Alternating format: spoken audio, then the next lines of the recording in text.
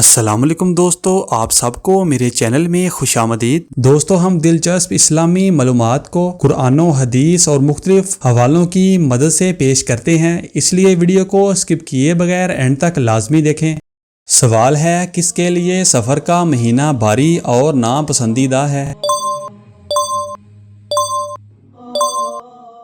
جواب: سفر کا مہینہ بعض لوگوں کے نزدیک بھاری اور ناپسندیدہ سمجھا جاتا ہے، خاص طور پر کچھ روایات اور معاشرتی عقائد میں۔ تاریخی طور پر عربوں کے زمانے میں سفر کو منحوس مہینہ تصور کیا جاتا تھا اور اس سے متعلق بدشگونیوں پر یقین رکھتے تھے۔ بعض لوگ آج بھی اس مہینے کو بیماریوں، آفات اور مشکلات کے ساتھ جوڑتے ہیں، حالانکہ اسلام میں اس قسم کے عقائد کی کوئی حقیقت نہیں ہے۔ اسلامی تعلیمات کے مطابق سفر کے مہینے یا کسی اور وقت کو منحوس یا بدشگونی والا سمجھنا درست نہیں ہے۔ حضور صلی اللہ علیہ وآلہ وسلم نے ارشاد فرمایا کہ مرض کا اللہ کے حکم کے بغیر دوسرے کو لگنا، بدشگونی، مخصوص پرندے کی بدشگونی اور سفر کی نحوست، یہ ساری باتیں بے بنیاد ہیں جن کی کوئی حقیقت نہیں۔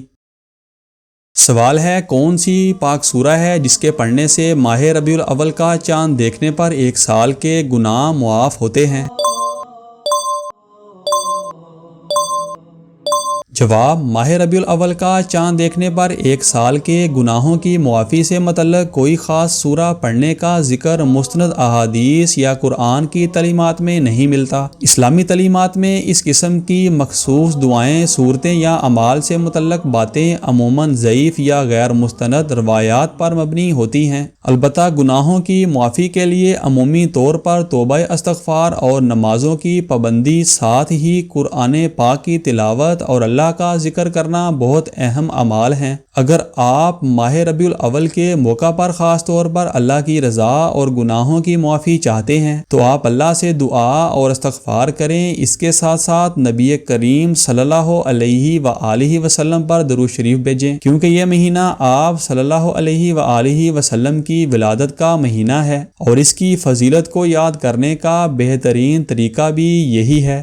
سوال ہے، اگر عورت چوڑیاں نہ پہنے تو کیا نقصان ہے؟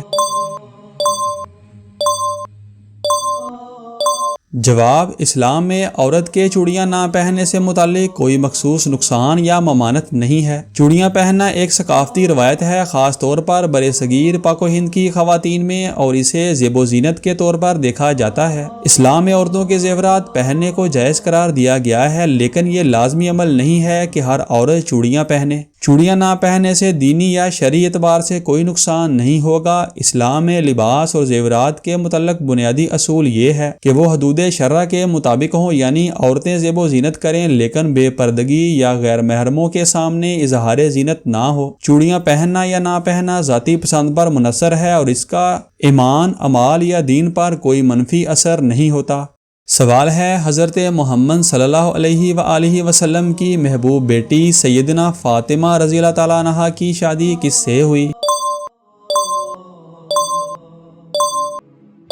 جواب: حضرت محمد صلی اللہ علیہ وآلہ وسلم کی محبوب بیٹی حضرت فاطمہ رضی اللہ تعالیٰ عنہ کی شادی حضرت علی رضی اللہ تعالیٰ عنہ سے ہوئی تھی۔ حضرت علی رضی اللہ تعالیٰ عنہ حضرت محمد صلی اللہ علیہ وآلہ وسلم کے چچا زاد بھائی اور ایک جلیل القدر صحابی تھے۔ حضرت فاطمہ اور حضرت علی کی شادی اسلامی تاریخ میں ایک اہم اور بابرکت واقعہ شمار کی جاتی ہے۔ حضرت فاطمہ اور حضرت علی کے درمیان محبت اور احترام کی بنیاد پر ایک مضبوط رشتہ تھا اور ان کی اولاد میں حضرت حسن رضی اللہ تعالیٰ عنہ اور حضرت حسین رضی اللہ تعالیٰ عنہ شامل ہیں، جنہیں اہل بیت کی عظیم ہستیاں مانا جاتا ہے۔ سوال ہے، قیامت کے دن جہنم کو کس حال میں لایا جائے گا؟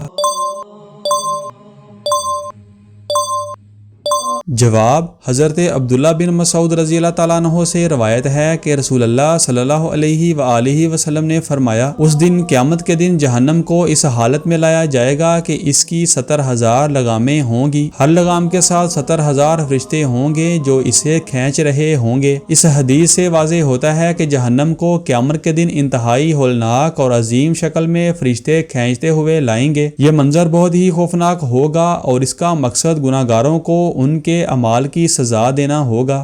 سوال ہے، اگر کوئی بچہ مردہ پیدا ہو تو کیا اس کی نماز جنازہ ادا کی جائے؟ جواب: اگر بچہ مردہ پیدا ہو یعنی پیدائش کے وقت زندگی کی کوئی علامت اس میں موجود نہ ہو لیکن سارے اعضاء بن چکے ہوں تو ایسے بچے کا حکم یہ ہے کہ اس بچے کو غسل بھی دیا جائے گا اور نام بھی رکھا جائے گا، لیکن باقاعدہ مسنون کفن نہیں دیا جائے گا اور جنازہ کی نماز بھی نہیں پڑھی جائے گی بلکہ یوں ہی کسی کپڑے میں لپیٹ کر دفن کر دیا جائے گا۔ سوال ہے، کیا نماز کے دوران اگر سانپ یا بچھو دیکھا جائے تو کیا نماز توڑ دینی چاہیے؟ جواب: نماز کے دوران اگر کوئی خطرناک جانور جیسے سانپ یا بچھو نظر آئے تو اس صورت میں نماز توڑنے کی اجازت ہے تاکہ اپنے آپ کو اور دوسروں کو بچایا جا سکے۔ حضرت ابو ہریرہ رضی اللہ تعالیٰ عنہ سے روایت ہے کہ نبی اکرم صلی اللہ علیہ وآلہ وسلم نے نماز میں 2 کالوں کو مار ڈالنے کا حکم دیا، سانپ کو اور بچھو کو۔ اس حدیث سے معلوم ہوتا ہے کہ نماز کے دوران اگر کوئی جان لیوا یا خطرناک جانور جیسے سانپ یا بچھو سامنے آ جائے تو اسے مارنے کے لیے نماز توڑنے کی اجازت ہے کیونکہ جان کی حفاظت اسلام میں بہت اہم ہے۔ سوال ہے، روزے دار کی منہ کی بدبو اللہ کے نزدیک کیسی ہے؟ جواب: صحابی رسول حضرت ابو ہریرہ رضی اللہ تعالیٰ عنہ سے روایت ہے، وہ اللہ کے پاک نبی صلی اللہ علیہ وآلہ وسلم سے روایت کرتے ہیں کہ اللہ کے نبی صلی اللہ علیہ وآلہ وسلم نے اللہ تعالیٰ سے نقل کیا کہ اللہ تبارک تعالیٰ فرماتا ہے، ہر عمل کا کفارہ ہے اور روزہ میرے لیے ہے، میں ہی اس کا بدلہ دوں گا، اور یقیناً روزہ دار کے منہ کی بو اللہ کے نزدیک مشک کی بو سے بھی زیادہ ہے۔ یہ حدیث اس بات کی عکاسی کرتی ہے کہ روزے کی حالت میں روزے دار کا منہ جب بھوکا اور پیاسا ہوتا ہے تو اس کی بدبو اللہ کے نزدیک بہت پسندیدہ ہے۔ یہ بدبو اللہ کی خاطر روزہ رکھنے کے اجر کا حصہ ہے اور اس کی قبولیت کا نشان ہے۔ سوال ہے، نماز میں سورہ اخلاص پڑھنے میں کیا نقصان ہے؟